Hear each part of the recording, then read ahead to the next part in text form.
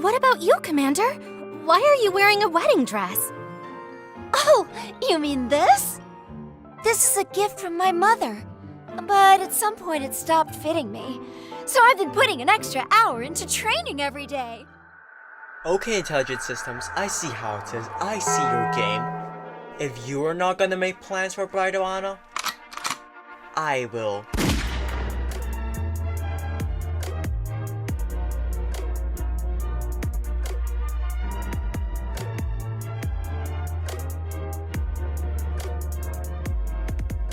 Okay, let's actually get into it, shall we?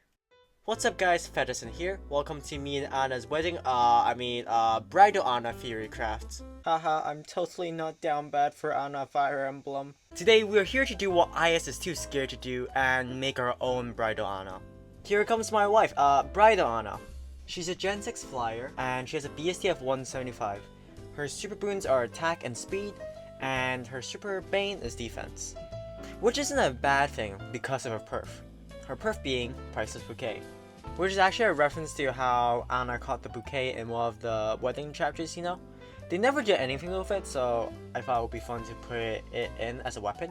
Moving on to her effects though. It is a slaying tome that gives her attack speed rest plus 6 during combat and special cooldown plus 1 per unit's attack. If, right, she initiates combat or if she is within 2 spaces of an ally. Which isn't too hard to proc, you know?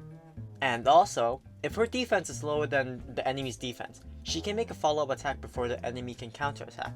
TLDR, it's just desperation.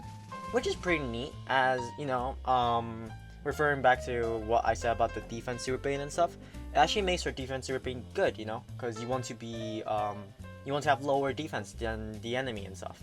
As for her base kit, she comes with Swift Impact, Attack / Speed Forward Trace, and Speed Res Rain, which forms her into sort of hit and run sort of unit, you know? She'd be really good in EF rates and in general combat and like content and stuff like that. I feel like she'd be really good on Abyssals, like Legendary Abyssals, Mythic Abyssals and stuff like that, because she has a trace, she has built-in desperation, and it just gives her a lot of movement options, and she gets to kill a lot of things, you know? But now, we are gonna dive deeper on how we actually use this Anna. Let's say you're broke and you only got one copy of Bridal Anna. I pity you, but here are some broke / cheap ass builds you can run to make the most out of her. To be honest, you just need to run her base kit. Her base kit is pretty strong already. She has an impact, a trace, and a rain. All you need to do is slap on a seal like, well, attack speed solo, life and death free, blade session free. These are really good options as it just makes her dish out more damage and helps her hit and run. But let's get these broke builds out of the way. And well, let's say you're Fehdison, or you recently took a loan to +10 your Bridal Anna. Here are some builds that could really work. Running double life and death has really high synergy over perf, as it requires her to have lower defense than the enemy. This can also help her guarantee more desperation activating and stuff. You see a trend in these builds where life and death is a main part of the build, which makes sense, you know, as desperation is a pretty strong effect. But moving on, running Fury 4 on the A slot is also an option. With Fury recoil damage, it helps her get into Wings of Mercy range so that dancers can swoop in to dance Anna and refresh her and get more kills. But moving on, running Fury 4 on the A slot is also an option. With Fury recoil damage, it helps her get into Wings of Mercy range so that dancers can swoop in to dance Anna and refresh her so that she can get more kills. But on everyone's favorite competitive mode, EF raids, I'll go back to life and death just to see those big numbers, and also, there's just loads of other ways to get into Wings of Mercy range. But yeah, I feel like with her trace, she would be really good in the EF raids offense. The last thing I want to cover is her voice lines and her animations. Voice lines wise, here are some special trigger lines that could fit her really well. My favorite out of these is Till Death Do Us Part, which is of course a play on Till Death Do Us Part, but with an Anna twist on it. I feel like it's actually something she would say at the altar, and that's really cute, I don't know. As for turn action quotes, here are some that we came up with. One I want to highlight is her second line. We're to Honeycomb.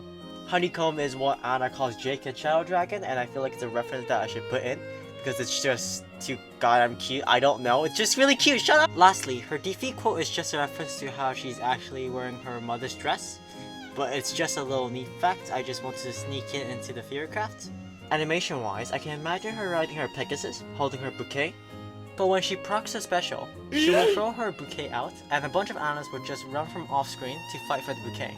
Similar to Brave Gatekeeper's animation, but replace the characters from Free Houses with a bunch of Annas. This is also loosely based on Warriors Anna's winning animation, where a bunch of Annas just come out of nowhere and fight for gold. I feel like it's just a neat way to represent that Anna has loads of sisters, and that side of her character, I suppose. But yeah, that's it for the Theorycraft. Let me know in the comments if you would summon for Bridal Anna or not. Let me know in the comments also if you like these kind of videos, because this is my first time doing it. But if you did like it, show your support by leaving a like, subscribing, leaving a comment, and maybe you get your own Bridal Anna. But anyways, that's it from me, and I'll see you soon.